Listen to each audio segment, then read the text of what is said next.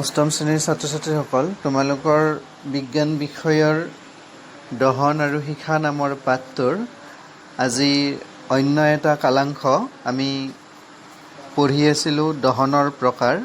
এই দহনৰ প্ৰকাৰ অংশখিনিৰ অন্য এটা কালাংশৰ পাঠদান আজি আগবঢ়াবলৈ লৈছোঁ আৰু এই পাঠদানটোৱেই হ'ব আজিৰ এই পাঠদানটোৱেই হ'ব এই পাঠটোৰ অন্তিমটো কালাংশৰ পাঠদান।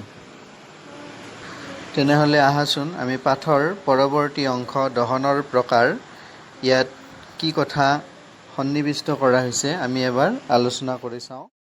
ছাত্ৰ ছাত্ৰীসকল, আমি কাষৰ চিত্ৰখনত দেখা পাইছোঁ যে মমবাতিৰ যিটো শিখা এই শিখাটো স্থিৰ হৈ থাকে। যেতিয়া কাঁচৰ শ্লাইড এখন শিখাটোৰ দীপ্তিমান অঞ্চলত সুমুৱাই দিয়া হয়, দীপ্তিমান অঞ্চল কোনটো তোমালোকে চিত্ৰটো উলিয়াই লৈ চাবা, তাত দীপ্তিমান যিটো অঞ্চল দিয়া আছে সেই অঞ্চলটো চিনাক্ত কৰি চাবা যে দীপ্তিমান অঞ্চলত সুমুৱাই দিব দিছে আৰু এডাল চেপেনাৰ সহায়ত 10 ছেকেণ্ডমান সময় ধৰি আঁতৰাই আনিব কাঁচৰ শ্লাইড এখন। এটা বৃত্তাকাৰ কলা বৰণৰ আঙুঠি কাঁচৰ শ্লাইডত উৎপন্ন হ'ব, কলা ৰং হ'ব, তাত আমি যিটো ধোঁৱা বুলি কওঁ। ইয়ে শিখাৰ দীপ্তিমান মণ্ডলত থকা জ্বলি নোযোৱা যি কাৰ্বন, এই কাৰ্বন কণাবিলাকৰ আৱক্ষেপণক বুজায়। আমি সেইবিলাকক কি বুলি কওঁ? সাধাৰণতে কাজল বুলি কওঁ, যিটোক ইয়াত কি বুলি কোৱা হৈছে? কাৰ্বন বুলি কোৱা হৈছে।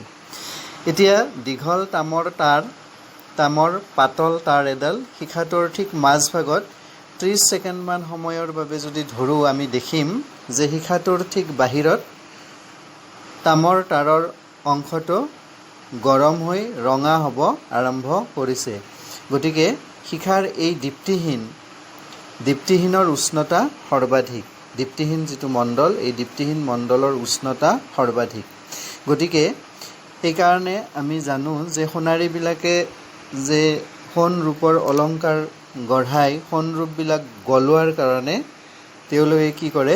ফুলনি মানে যিডাল বেকা ধৰণৰ পাইপ সিহঁতে মুখত লৈ ফুৱাই পাইপৰ মাজেৰে মমবাতিৰ শিখাত, সেই ফুলনিৰে ফুনলি বুলি কয়, ফুনলিৰে শিখাৰ এই বহিৰ্তম মণ্ডলটো ফুৱাই দি কি কৰে?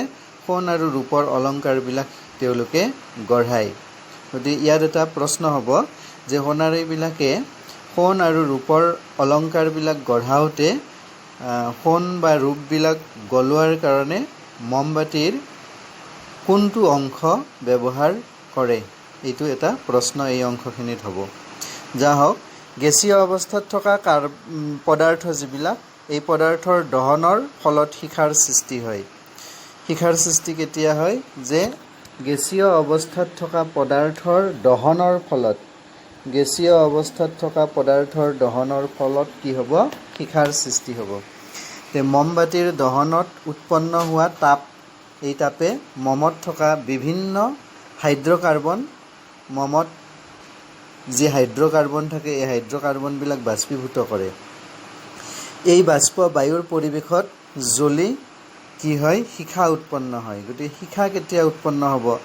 যে যেতিয়া হাইড্ৰ'কাৰ্বনবিলাক বাষ্পীভূত হ'ব, হাইড্ৰ'কাৰ্বনবিলাক বাষ্পীভূত হ'লে এই বাষ্প বায়ুৰ পৰিৱেশত জ্বলি শিখাৰ উৎপন্ন হ'ব। তেলৰ চাকিৰ তেল বাষ্পীভূত হয় আৰু বাষ্প দাহিত হৈ কি হয়? শিখা উৎপন্ন কৰে। ঠিক সেইদৰে এঙাৰ জ্বলালে সাধাৰণতে কোনো দাহ্য গেছ উৎপন্ন নহয়। এঙাৰ যেতিয়া জ্বলোৱা যায় তেতিয়া কোনো দাহ্য গেছ উৎপন্ন নহয় আৰু সেইকাৰণে এঙাৰ জ্বলিলে কি নহয়? মমবাতিৰ দৰে শিখাৰ সৃষ্টি হোৱা আমি দেখা নাপাওঁ। গতিকে ইয়াত থকা এই কথাখিনি মন কৰিবা। শিখাৰ সৃষ্টি কেতিয়া হয়? শিখাৰ সৃষ্টি মানে হাইড্ৰ'কাৰ্বনবিলাক বাষ্পীভূত হ'লে বায়ুৰ পৰিৱেশত জ্বলি শিখাৰ সৃষ্টি হ'ব পাৰে।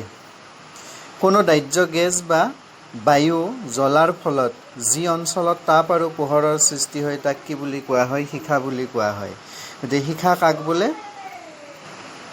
যে কোনো দাহ্য গেছ বা বায়ু জ্বলাৰ ফলত যি অঞ্চলত তাপ আৰু পোহৰৰ সৃষ্টি হয় তাক শিখা বুলি কোৱা হয়। শিখাত অদাহ্য অৱস্থাত কাৰ্বন থাকে শিখাবিলাকত। কাৰ্বন পৰমাণু শিখাৰ উত্তাপত জ্বলি উঠে আৰু জ্বলি উঠিলে পোহৰৰ সৃষ্টি হয়। সেইকাৰণে মমবাতিৰ শিখা উজ্জ্বল দেখা পোৱা যায় আৰু এই শিখাই কি কৰিব পাৰে? পোহৰ উৎপন্ন কৰিব পাৰে। এতিয়া আমি পাম শিখাৰ সাধাৰণতে 4টা অংশ পোৱা যায়। কাষৰ চিত্ৰত আমি দেখিম, পিছৰ যিটো পৃষ্ঠা আছে এই পৃষ্ঠাটোত, যে মমবাতিৰ যি শিখাৰ সৃষ্টি হ'ব তাত 4টা অংশ থাকে। শিখাৰ একেবাৰে বাহিৰৰ আৰু আটাইতকৈ উত্তপ্ত মণ্ডলটোক আমি দীপ্তিহীন মণ্ডল বুলি কওঁ। কোনটো? শিখাৰ একেবাৰে বাহিৰৰ আৰু আটাইতকৈ উত্তপ্ত মণ্ডলটোক কি বুলি কোৱা হয়? দীপ্তিহীন মণ্ডল বুলি কোৱা হয়। এইখিনি আণ্ডাৰলাইন কৰিবা। ইয়াত সম্পূৰ্ণ দহন ঘটে। কোনটো মণ্ডলত দহন ঘটে সম্পূৰ্ণকৈ কোনো বস্তুৰ? যে দীপ্তিহীন মণ্ডলত দহন ঘটে। দীপ্তিহীন মণ্ডলৰ ভিতৰৰ মণ্ডলটো হৈছে দীপ্তিমান মণ্ডল।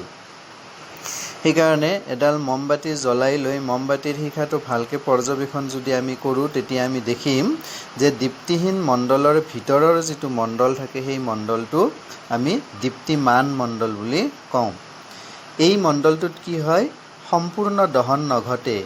দীপ্তিমান মণ্ডলত সম্পূৰ্ণ দহন নঘটে, দীপ্তিহীন মণ্ডলত সম্পূৰ্ণ দহন ঘটে। এইটো মন কৰিবলগীয়া কথা যে দীপ্ত মণ্ডলত ভিতৰৰ নীলা ৰঙৰ মণ্ডলটোক নীল মণ্ডল বুলি কোৱা হয়। দীপ্ত মণ্ডলত ভিতৰৰ নীলা ৰঙৰ যিটো মণ্ডল, এই মণ্ডলটোক নীল মণ্ডল বুলি কোৱা হয়। ছবিত দেখুৱাই থোৱা আছে, ব্ৰেকেটত লিখি থোৱা আছে কোনটো নীল মণ্ডল বুলি কোৱা হয়। এই মণ্ডলত প্ৰথমতে কাৰ্বন মনক্সাইড উৎপন্ন হয়। কাৰ্বন মনক্সাইড হৈছে এবিধ বিষাক্ত গেছ যি মানুহৰ ক্ষতি সাধন কৰিব পাৰে। গতিকে যি হওক, এই কাৰ্বন মনক্সাইড উৎপন্ন হয় আৰু এই কাৰ্বন মনক্সাইড জ্বলি কি হয়? নীলা পোহৰৰ সৃষ্টি হয়। কাৰ্বন মনক্সাইড যেতিয়া জ্বলিব তেতিয়া নীলা পোহৰৰ সৃষ্টি হ'ব। কাষৰ চিত্ৰত আমি দেখিছোঁ শিখাৰ একেবাৰে তলৰ অংশত দহন নঘটে। একেবাৰে তলৰ যিটো অংশ তাত লিখা আছে দহন নোহোৱা মণ্ডল, তাত দহন নঘটে অৰ্থাৎ নুপুৰে। এই মণ্ডলটোক আমি কি মণ্ডল বুলি ক'ম? অদহন মণ্ডল বুলি ক'ম। দহন। এতিয়া আমি পাম ইন্ধন কি? ইন্ধন কি এতিয়া আমি পাম। What is fuel? যে ঘৰুৱা আৰু ঔদ্যোগিক ক্ষেত্ৰত তাপ শক্তিৰ উৎস হৈছে কি? কাঠ, এঙাৰ, পেট্ৰল, কেৰাচিন, কয়লা এইবিলাক। ঘৰুৱা আৰু ঔদ্যোগিক ক্ষেত্ৰত এইবিলাক ইন্ধন ব্যৱহাৰ কৰা হয়। এই দ্ৰব্যবিলাকক আমি ইন্ধন বুলি কওঁ। যাক পুৰিলে তাপ আৰু পোহৰ সৃষ্টি হয়, সেইবিলাক হৈছে ইন্ধন। গতিকে কাঠ পুৰিলে, এঙাৰ পুৰিলে, পেট্ৰল, ডিজেল এইবিলাক পুৰিলে তাপ উৎপন্ন হয়, লগতে পোহৰৰো উৎপন্ন হ'ব পাৰে। গতিকে এইবিলাকক আমি কি বুলি ক'ম? ইন্ধন বুলি ক'ম। ইন্ধন এনেধৰণৰ হোৱা উচিত যিয়ে নিৰ্দিষ্ট এক ব্যৱহাৰৰ বাবে প্ৰায়ভাগ আৱশ্যকতা পৰিপূৰ্ণ কৰিব পাৰে। ইন্ধন কেনেকুৱা হোৱা উচিত? যে যিয়ে নিৰ্দিষ্ট এক ব্যৱহাৰৰ বাবে প্ৰায়ভাগ আৱশ্যকতা পৰিপূৰ্ণ কৰিব পাৰে, ঠিক এনেকুৱা হোৱা উচিত ইন্ধনবিলাক। যে তলত পৰিচিত ইন্ধনৰ এখন তালিকা আমাক দিছে, তাত কয়লাই লিখছে মাত্ৰ, বাকী আৰু কিছুমান ইন্ধন আছে, সেইবিলাক আমি এনেকৈ তালিকা আকাৰে প্ৰস্তুত কৰিব লাগে। এতিয়া পাঠৰ দৰকাৰী এটা অংশ যে ইন্ধনৰ দক্ষতা। ইন্ধনৰ দক্ষতাত আমাক কি কৈছে? যে ইন্ধন এবিধৰ 1 কিলোগ্ৰাম পৰিমাণৰ সম্পূৰ্ণ দহনত 1 কিলোগ্ৰাম ইন্ধন দহনত উৎপন্ন হোৱা তাপ শক্তিৰ পৰিমাণক কি বুলি কোৱা হয়? ইন্ধনটোৰ কেলৰি মান বুলি কোৱা হয়। গতিকে এতিয়া প্ৰশ্ন এটা হ'ব পাৰে যে ইন্ধনৰ কেলৰি মান বুলিলে কি বুজা, বা ইন্ধনৰ কেলৰি মান কি? যে ইন্ধন এবিধৰ 1 কিলোগ্ৰাম পৰিমাণৰ সম্পূৰ্ণ দহনত উৎপন্ন হোৱা তাপ শক্তিৰ পৰিমাণটোক ইন্ধনটোৰ কেলৰি মান বুলি কোৱা হয়। এইটো হ'ব উত্তৰ। ইন্ধন এটাৰ কেলৰি মানক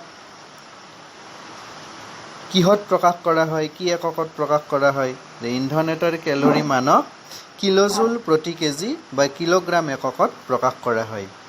কিলোজুল প্ৰতি কেজি অথবা কিলোগ্ৰাম এককত প্ৰকাশ কৰা হয়।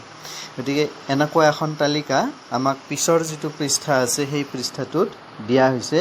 তোমালোকে এই পৃষ্ঠাটোত চাই ল'বা আৰু মুখস্থ কৰিবা পৰীক্ষাত ইয়াৰ যিকোনো 2টা বা 3টা কেলৰি মান লিখি তাত আমি কিছুমান ইন্ধনৰ নাম দেখা পাইছোঁ তালিকাখনত আৰু ইয়াৰ কেলৰি মানবিলাক অন্য এটা অংশত দেখিছোঁ যে গোবৰৰ পিঠা গৰুৰ গোবৰৰ পিঠা ইয়াৰ কেলৰি মান হৈছে 6000ৰ পৰা 8000 কিলোজুল প্ৰতি কেজি কাঠৰ 19000ৰ পৰা 22000লৈকে কেলৰি মান কয়লাৰ কেলৰি মান হৈছে 25000ৰ পৰা 33000 পেট্ৰলৰ কেলৰি মান হৈছে 45000 কেৰাচিনৰ কেলৰি মান হৈছে 45000 আৰু ডিজেলৰ কেলৰি মান হৈছে 45000 গতিকে পেট্ৰল কেৰাচিন আৰু ডিজেল এই তিনিটাৰ কেলৰি মান কি একে 45000 মুখস্থ কৰিব সহজ হ'ব মিথেনৰ কেলৰি মান 50000 সংকুচিত প্ৰাকৃতিক গেছ যাক আমি CNG বুলি কওঁ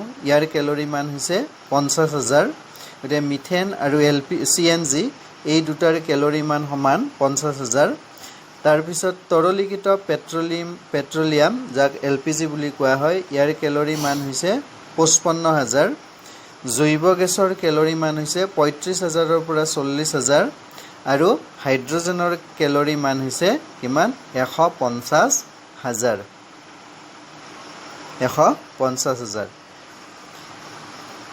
ইয়াৰ পিছত ইন্ধনৰ দহনে ক্ষতিকাৰক দ্ৰব্য প্ৰস্তুত কৰে ইন্ধন যেতিয়া দহন হয় তেতিয়া ক্ষতিকাৰক দ্ৰব্য উৎপন্ন হয় যেনেকৈ ৰৈ থকা গাড়ী এখন ষ্টাৰ্ট দিয়াৰ ফলত কি হয় তাৰ নলীয়েদি গাঢ় কলা ৰঙৰ ধোঁৱা ওলায় আৰু এই ধোঁৱা যেতিয়া আমাৰ নাকে মুখে সোমাই যায় তেতিয়া কি হয় চকু জ্বলিব আৰম্ভ কৰে হাঁচি আহে কাহ উঠে ইত্যাদি আৰু অসহ্য গোন্ধ এটাৰ সৃষ্টি হয় গতিকে ইন্ধন দহন হ'লে ক্ষতিকাৰক দ্ৰব্য প্ৰস্তুত কৰে ই পৰিৱেশৰ ওপৰত প্ৰভাৱ পেলায় কেনেকুৱা প্ৰথমতে আমাক কৈছে যে কাঠ কয়লা পেট্ৰলিয়ামৰ নিচিনা কাৰ্বন ইন্ধনবোৰ অদাহিত কাৰ্বনৰ কণা এৰি দিয়ে এইবিলাক কি হয় অদাহিত কাৰ্বনৰ কণা এৰি দিয়ে যিবিলাক নুপুৰে এই সূক্ষ্ম কণিকাবিলাক বিপদজনক প্ৰদূষক আৰু এই প্ৰদূষকবিলাকে কি কৰিব পাৰে আমাৰ শৰীৰত এজমাৰ নিচিনা শ্বাস প্ৰশ্বাসৰ বেমাৰ সৃষ্টিত সহায় কৰিব পাৰে এজমাৰ সৃষ্টি কৰিব পাৰে এজমা হৈছে এবিধ বেমাৰ আমাৰ দেশত বৰ্তমানেও বহুতো গ্ৰাম্যাঞ্চলত কাঠ ইন্ধন হিচাপে ব্যৱহাৰ কৰা হয় কিয়নো গ্ৰাম্যাঞ্চলবিলাকত কাঠ সহজে পোৱা যায় সেইকাৰণে ইয়াক ইন্ধন হিচাপে মানুহবিলাকে ব্যৱহাৰ কৰে ৰন্ধন কাৰ্যত দ্বিতীয়তে ইন্ধনবিলাকৰ অসম্পূৰ্ণ দহনৰ ফলস্বৰূপে কি হয় কাৰ্বন মনক্সাইড গেছৰ সৃষ্টি হয় সৰু সৰু এটা প্ৰশ্ন আহিব পাৰে যে একোটা প্ৰশ্ন হ'ব পাৰে যে ইন্ধনৰ অসম্পূৰ্ণ দহনৰ ফলত কি গেছ সৃষ্টি হ'ব পাৰে কাৰ্বন মনক্সাইড গেছ সৃষ্টি হ'ব পাৰে যিটো মই আগতে কৈছোঁ এই বিষাক্ত গেছ কাৰ্বন মনক্সাইড গেছে মানুহৰ মৃত্যু পৰ্যন্ত ঘটাব পাৰে তৃতীয়তে কৈছে যে প্ৰায়ভাগ ইন্ধনৰ দহনে পৰিৱেশত কাৰ্বন মনক্সাইড এৰি দিয়ে যিকোনো ইন্ধনে দহনৰ ফলত কাৰ্বন মনক্সাইড এৰি দিয়ে কম বেছি পৰিমাণে বায়ুত কাৰ্বন মনক্সাইড যেতিয়া বাঢ়ি যাব বৰ্ধিত গাঢ়তাক আমি কি বুলি ক'ম গোলকীয় উষ্ণতাৰ কাৰক বুলি কোৱা হৈছে গ্লোবেল ৱাৰ্মিং যে কাৰ্বন মনক্সাইডৰ পৰিমাণ বাঢ়িলে কি হয় গোলকীয় উষ্ণতাত প্ৰভাৱ পেলাব পাৰে চতুৰ্থতে কৈছে যে কয়লা আৰু ডিজেলৰ দহনত ছালফাৰ ডাই অক্সাইড গেছ উৎপন্ন হয় কয়লা আৰু ডিজেল দহন হোৱাৰ ফলস্বৰূপে ছালফাৰ ডাই অক্সাইড গেছৰ সৃষ্টি হ'ব এইটো এটা অত্যন্ত শ্বাসৰোধী আৰু ক্ষয়কাৰী গেছ যে মই ক'লোঁ অলপ আগতে যে চকু কাণ নাক ডিঙি এইবিলাকত প্ৰভাৱ পেলায় এই গেছবিলাকে পেট্ৰল যিবিলাক ইঞ্জিন এই পেট্ৰল ইঞ্জিনবিলাকে নাইট্ৰজেনৰ অক্সাইডবিলাক এৰি দিয়ে ধোঁৱাৰ লগত ছালফাৰ আৰু নাইট্ৰজেন অক্সাইডবিলাকে বৰষুণৰ পানীত দ্ৰৱীভূত যেতিয়া হয় তেতিয়া এচিড উৎপন্ন হয় আৰু এচিড বৰষুণ কি হয় খেতিৰ শস্য নষ্ট কৰে অট্টালিকা আৰু মাটিৰ বাবে ক্ষতিকাৰক হয় এচিড বৰষুণ কেনেকৈ সৃষ্টি হয় আগৰ শ্ৰেণীত তোমালোকে পাইছা যে খেতিৰ শস্যবিলাক নষ্ট হ'ব পাৰে অট্টালিকা তাজমহলৰ ক্ষতিসাধন হৈছে এই কথাটো তোমালোকে পাইছা। আৰু মাটিৰ যথেষ্ট ক্ষতি হয় এচিড বৰষুণৰ প্ৰভাৱৰ ফলস্বৰূপে, যাৰ ফলত উদ্ভিদবিলাকৰ শিপাবিলাক পচি নষ্ট হৈ যায়। গতিকে পাঠৰ অন্তিম অংশখিনি এইখিনিয়ে আছিল। ইয়াৰ পৰৱৰ্তী যিটো ভিডিঅ' হ'ব তাত এই পাঠটোৰ প্ৰশ্ন